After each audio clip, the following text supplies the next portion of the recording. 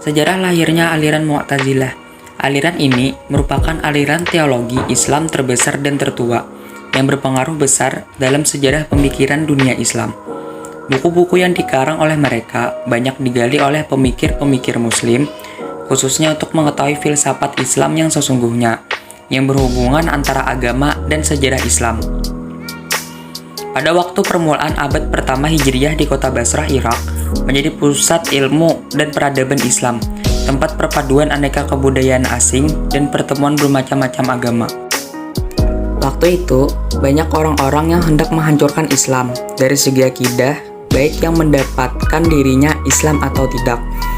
Memang tidak semuanya yang memeluk agama Islam secara ikhlas, dan tidak keikhlasan ini dimulai sejak permulaan masa pemerintahan Khalifah Umawi.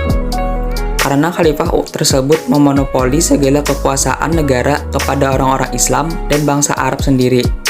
Tindakan mereka menyebarkan kebencian terhadap bangsa Arab sendiri. Tindakan mereka menyebabkan kebencian terhadap bangsa Arab. Mereka bermaksud menghancurkan Islam dari dalam. Lawan-lawan Islam dari dalam antara lain kabidah, yaitu golongan Syiah yang kemasukan unsur-unsur dari luar seperti agama Mamuk, agnostik yang pada waktu itu tersebar luas ke Kufah dan Basrah, dan paham tasawuf hulul, inkarnasi manusia. Aliran Mu'tazilah menjawab bahwa Tuhan tidak mungkin membutuhkan tempat apapun juga. Dalam keadaan demikian, muncullah paham Mu'tazilah yang kemudian berkembang dengan pesatnya, serta mempunyai metode dan paham sendiri. Mengapa disebut dengan Mu'tazilah? Ada 3 alasan, yaitu 1. Karena mereka menjauhkan dari semua pendapat yang telah ada tentang hukuman orang yang mengerjakan dosa besar. 2. Karena Wasil bin Atta dan Amr bin Ubaid menjauhkan diri atau iktizala dari pengajian Hasan Basri di Masjid Basrah. 3. Karena ditinjau dari sifat si pembuat dosa besar itu sendiri, kemudian menjadi sifat atau nama aliran yang berpendapat demikian, yaitu si pembuat dosa besar menyadari diri orang-orang kafir. B. Tokoh-tokoh dalam aliran Mu'tazilah. 1.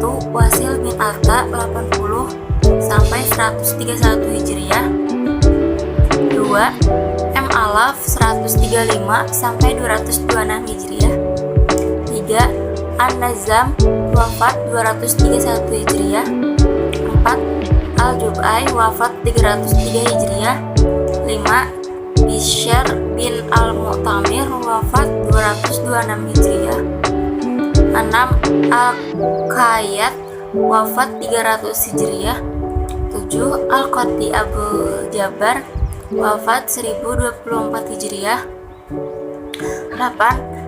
Az-Zamakhsyari 467 sampai 538 Hijriah. C. Ajaran-ajaran pokok aliran Mu'tazilah 1 dan 2. 1. Keadilan Tuhan. Keadilan Tuhan menuntut bahwa manusia haruslah bebas, karena tanpa adanya kebebasan ini, kenabian dan risalah tidak ada artinya. Tidak ada dasar bagi syariah atau taklif. Paham ini meletakkan pertanggungjawaban manusia atas segala perbuatannya. Tuhan tidak menghendaki keburukan, tidak menciptakan perbuatan manusia.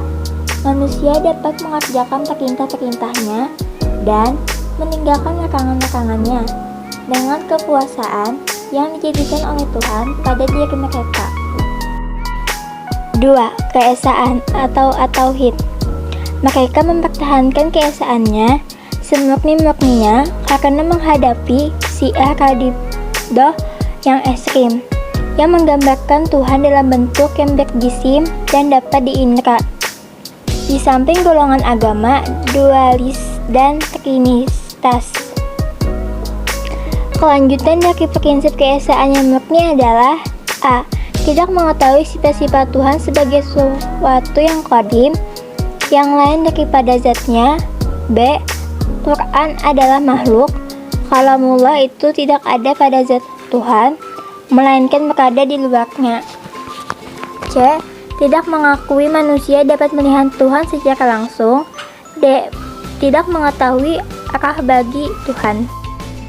Kesimpulan, ada 3 alasan disebut dengan Mu'tazilah, yaitu 1. Karena mereka menjauhkan dari semua pendapat yang telah ada tentang hukum orang yang mengerjakan dosa besar. 2. Karena Wasil bin Atta dan Amr bin Ubaid menjauhkan diri atau itizala dari pengajian Hasan Basri di Masjid Basrah dengan berpendapat bahwa orang yang mengerjakan dosa besar tidak mukmin sepenuhnya, juga tidak kafir sepenuhnya, tetapi berada dalam satu tempat di antara 2 tempat tersebut, sehingga menjauhkan diri dari atau memisahkan diri dan disebut orang Mu'tazilah. 3. Karena ditinjau dari sifat pembuat dosa besar itu sendiri, kemudian menjadi sifat atau nama aliran yang berpendapat demikian, yaitu si pendosa besar menyadari dari orang-orang kafir.